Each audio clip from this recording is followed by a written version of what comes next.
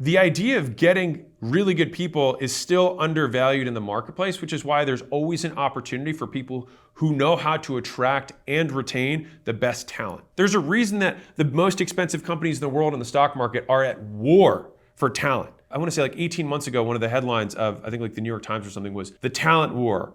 And the whole idea was just that it's an onslaught of signing bonuses and kumbaya and free lunch and all this stuff to try and attract the top talent, because they know that the leverage of having somebody who's a 10x engineer or a 100x marketer for their business is always worth more than what they're going to pay the individual. And so they're just doing everything they can to get them. This year, I took 0 days off. And I bring this up because this is a very taboo topic, and I want to be clear. Do whatever you want. I'm just saying that when I see the entrepreneurs who are obsessed with their work, they do better than people who aren't. And it's basically that their discretionary time that would go to hobbies, that would go to other things, basically all flows into this one thing. And so I'm going to paint a different picture for you. If I played video games all day and someone came up to me and said, hey, why don't you go outside? And I say, I don't want to go outside. I want to keep playing video games. The thing is that that person's making some moral judgment that I should do something that they have projected onto my life.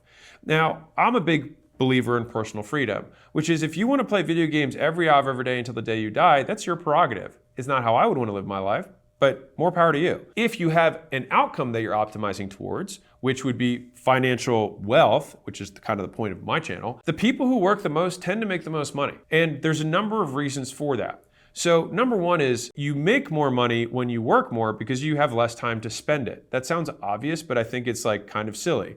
Like if you work, you make more.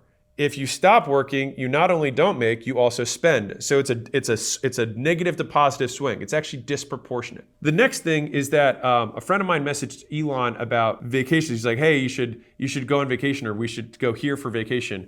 And Elon's response was, I don't do vacations. And I was like, man, I love this guy. I bring this up yet again because I feel like the more you get in the game, the more addicted to the game you get. And I think that addiction is just a term that society uses for activities that people do that have negative consequences rather than simply things that you do on a regular basis.